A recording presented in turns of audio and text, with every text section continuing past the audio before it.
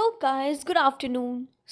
हमने कल पढ़ा था लिबरलिज्म और एक्सट्रीमिस्ट। लास्ट ये हमने एंड किया था। तो आज हम लोग उसके आगे की चीज़ें देखेंगे।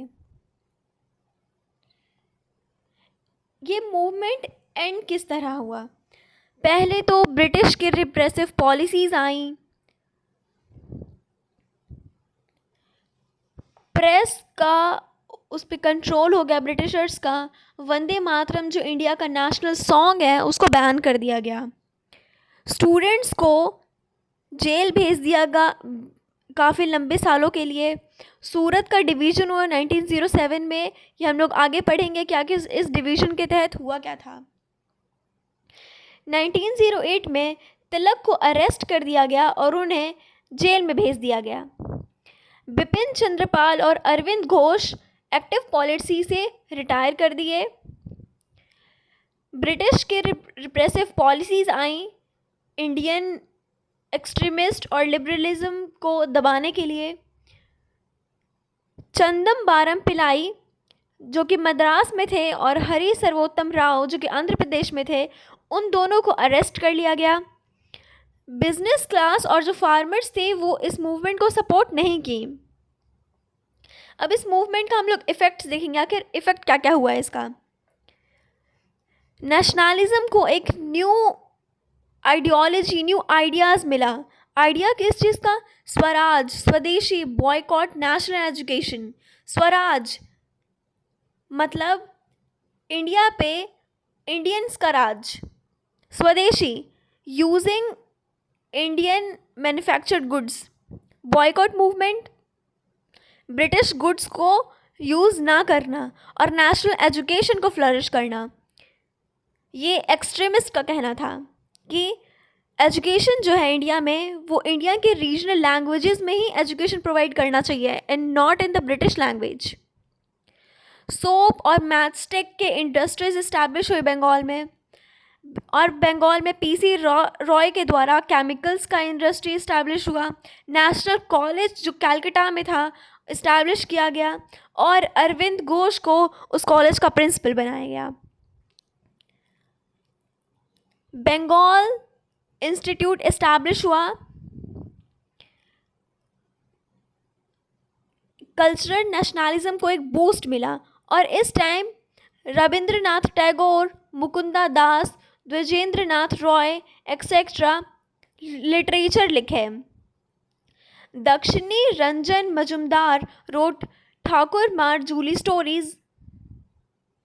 In 1906, Rabindranath Tagore founded the Indian Society of Oriental Art, art का खोज किया, whose first scholarship was given to Nandlal Bose. Nandlal Bose को पहला स्कॉलरशिप प्रोवाइड किया गया रविंद्रनाथ टैगोर के द्वारा। नेशनल एजुकेशन काउंसिल बना 1906 में। बंगाल का पार्टीशन मूवमेंट स्प्रेड हुआ। जब बंगाल का पार्टीशन के लिए लॉर्ड कर्जन ने बोला तो एक नेशनलिज्म फीलिंग उठी। Before the Gandhian movement, non cooperation, swadeshi and boycott were successfully used.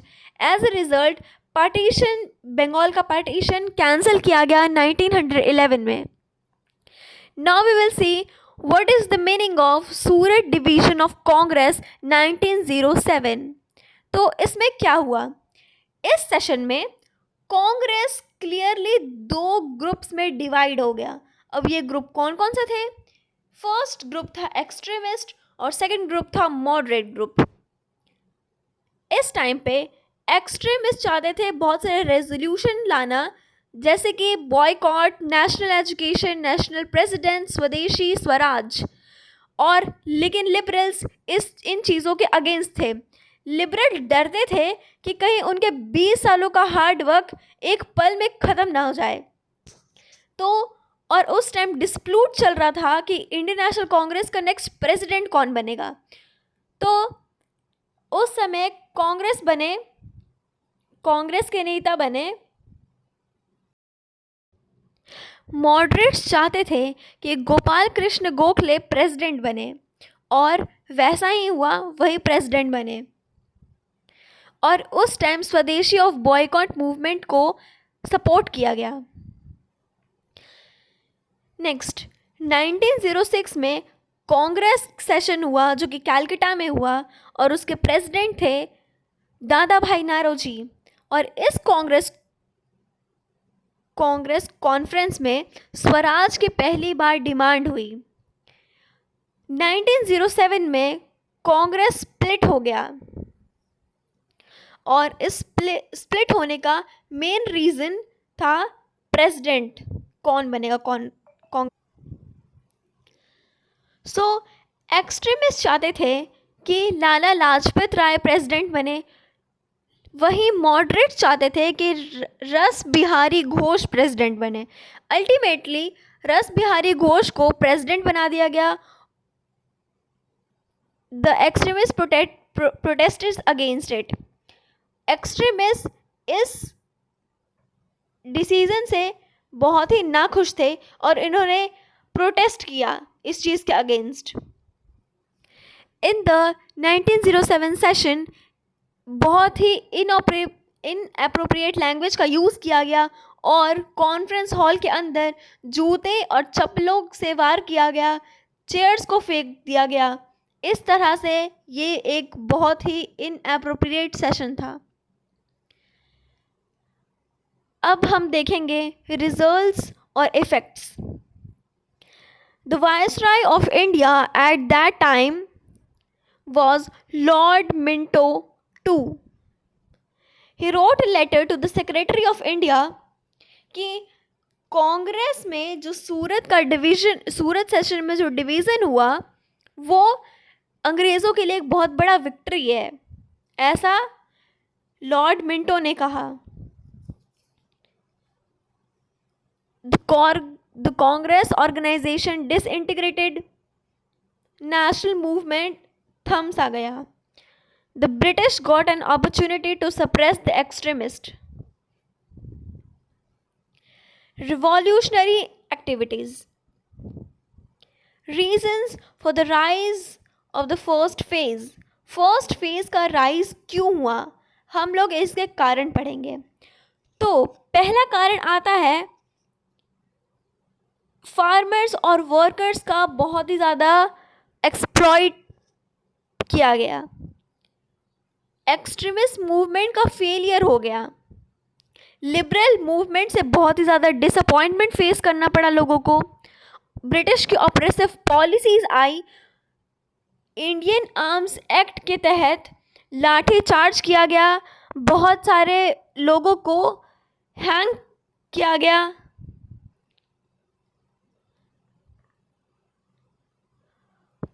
इस वजह से इंडियन लोगों के पास और कोई ऑप्शन नहीं बचा, सिर्फ और सिर्फ एक आर्म्ड रेवोल्यूशन का ही उनको सजेशन मिल रहा था। और स्लोगन दिया गया ब्लड टू ब्लड, खून के बदले खून। जैसे ब्रिटिशर्स ने इतने लोगों का खून बहाया तो इंडियंस भी ब्रिटिशर्स से इसी तरह बदला लेंगे। Lord Curzon policy. Lord Curzon ने कैलकाटा यूनिवर्सिटी एक्ट 1905 को लाया जिससे कि नेशनल मूवमेंट को वीक करने का कोशिश किया गया और इससे गवर्नमेंट कंट्रोल को इंक्रीज़ कर दिया गया यूनिवर्सिटी पे।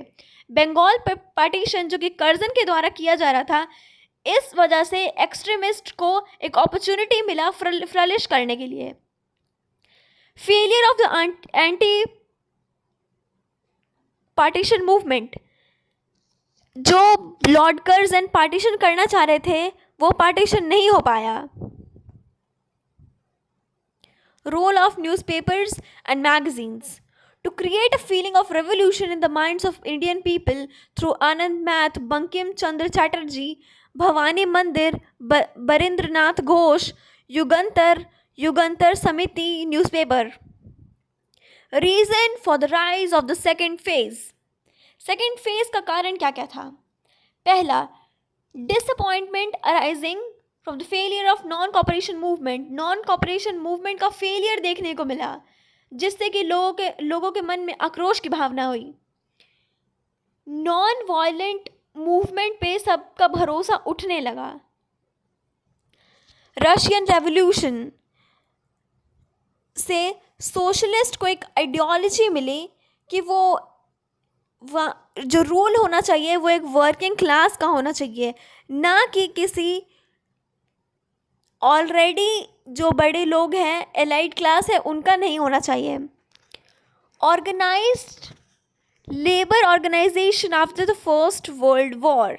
In the period, the revolutionaries wanted to use the energy of organization like Madras Shramik Sangh, Kamgar, Hitrani Sabha, and AITUC in their favor. Other reasons say Irish Revolution or Rowlatt Act. Note: according to Bhipendranath Dutt, when the shame of being enslaved become unbreakable,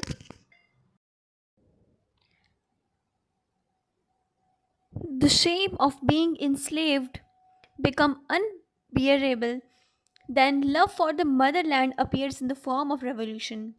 इसका मतलब ये है कि अगर हम लोग को slave बनने से अगर हम लोग को शेम होता है, वो अगर अनबियरेबल हो जाए तो हमारा धरती माँ के लिए प्यार बढ़ जाता है। इसके ऑब्जेक्टिव क्या क्या है? अगर ब्रिटिश पहला ऑब्जेक्टिव ये था कि अगर ब्रिटिश के मन में डर लाना है तो हमें वायलेंट का उपयोग करना पड़ेगा।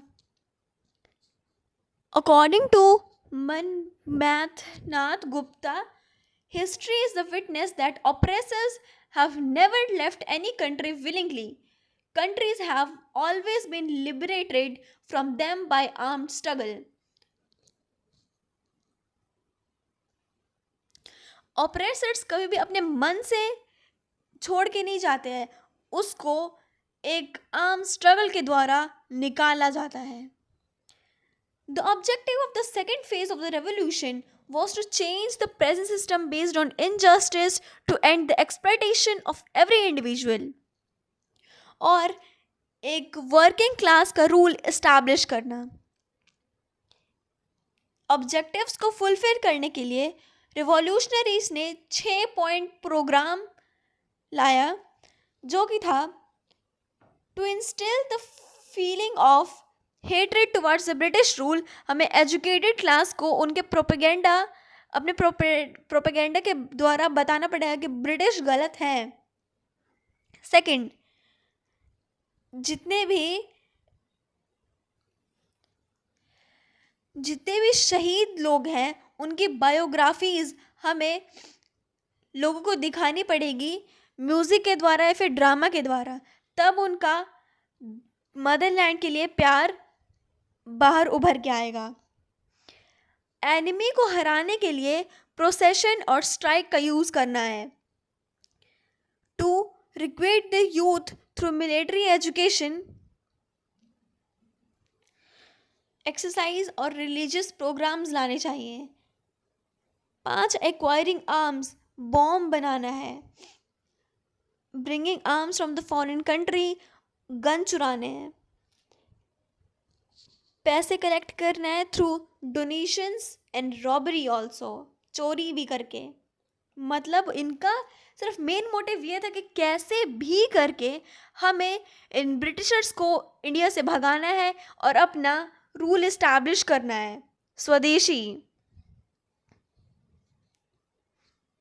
और स्वराज।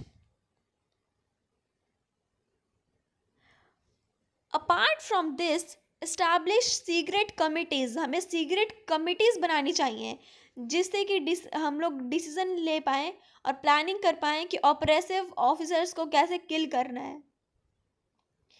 सेकेंड फेज में पॉलिटिकल इंडिपेंडेंस के साथ गोल ये भी था कि एक बेटर सोशल सिस्टम बनाया जाए। नेक्स्ट पॉइंट है, भगत सिंह ने कहा the struggle in India will continue as long as handful of exploiters continue to exploit. India का स्ट्रगल हमेशा रह जाएगा अगर कुछ थोड़े मोड़े एक्सप्लॉइटर्स हमें एक्सप्लॉइट करते रहेंगे। Now, regional activities in the first phase. According to the British Rebellion report of 1918, the first revolution took place in Maharashtra, started by Vasudev Balwant Phadke in 1879.